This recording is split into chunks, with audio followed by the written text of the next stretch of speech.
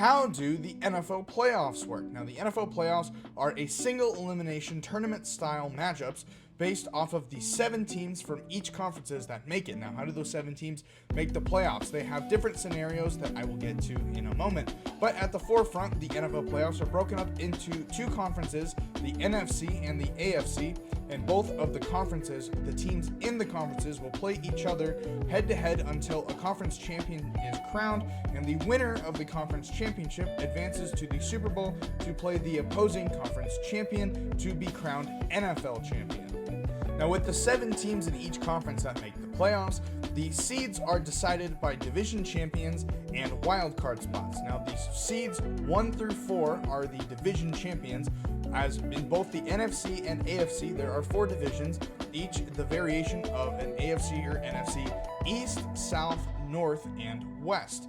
Now, how that works is each division champion, the way their seed gets decided first is based off of record. For example, the Detroit Lions finished 15-2 in the NFC North, so therefore, since they had the best record in the NFC, they are the 1 seed, whereas, let's say the Los Angeles Rams, they finished 10-7, but still won the NFC West. However, compared to the other division champions, they are the 4 seed. Now, sure, they finished with the same record as the 10-7 Tampa Bay Bucks, who won the NFC South, but the Bucks got the 3 seed, and the reason that is due to a plethora of different tiebreaker scenarios that go down the line. Now, the easiest tiebreaker scenario is head-to-head matchups.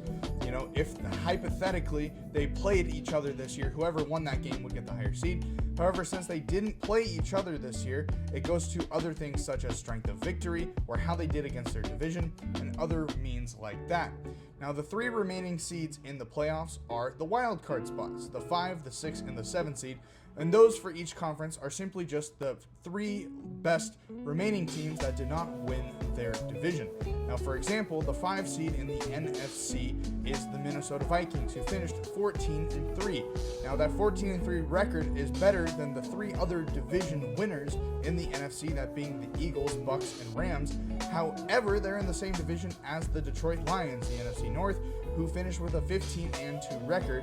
So therefore, rather than being a division champion, they're the best wild card spot, which had a big difference between the 1 seed and the 5 seed.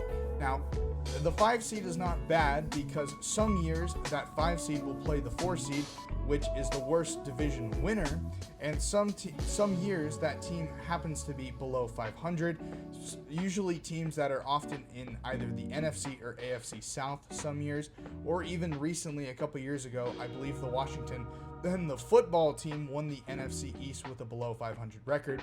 However, that is not the case this year. Now, with those 3 remaining teams, it is simply just based off of record. Now, sure, there can be tiebreaker scenarios with those guys too, same as the division winners and who gets what seed, but it's solely based on best remaining record of teams that did not win their division. Now, how do the matchups work? Now, starting with the first week of the playoffs, the first matchup is the wild card round. That is this weekend, where the seeds 2 through 7 face off, that culminating in 6 games across the 2 different conferences, with both 1 seeds on a bye. Now, how it works is that the top seed, the 2 seed, will play the lowest seed, the 7 seed. It goes 2 versus 7, 3 versus 6, and then 4 versus 5. The higher seeds with the home game and the lower seeds on the road.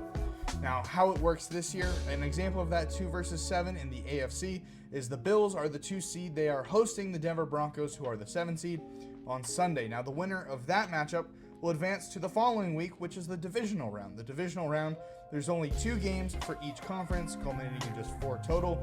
And how that works is that the 1 seed will play the lowest remaining seed, and then the next highest seed will play the next lowest seed.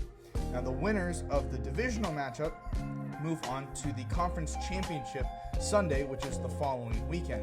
Now, those 2 teams will play for the conference championship, which is represented by 2 different trophies and punches their ticket to the Super Bowl. Starting in the AFC Conference Championship trophy is named the Lamar Hunt Trophy. Lamar Hunt was the founder of the AFL, which turned into the AFC before the AFL NFL merger, and he is also the original owner of the Kansas City Chiefs. The Chiefs are still in the Hunt family. I believe Clark Hunt's the owner now, but Lamar Hunt was the original owner of the Kansas City Chiefs and a pivotal figure in the AFL NFL merger. Now, as far as the NFC Championship is considered, that trophy is named after George Halas. It's the George Halas Trophy. George Halas was the founder of the Chicago Bears, and he played a pivotal part of the NFL in all those years early on, and is also known as Papa Bear to Chicago Bears fans. Now, the winners of the conference championship Sundays play in the Super Bowl 2 Sundays from the Conference Championship Sunday, and the winner of the Super Bowl is the NFL champion. However, the namesake for the trophy is the Lombardi Trophy, named after Hall of Fame Packers head coach Vince Lombardi, who won 5 NFL championships and also won Super Bowls 1 and 2. Now, as a result of the Super Bowl, the NFL season is officially over, as a new NFL champion is crowned, and that is the result of the NFL season. If you have any questions about any part of the NFL playoffs, make sure to leave a comment below. And as always, like and follow for more.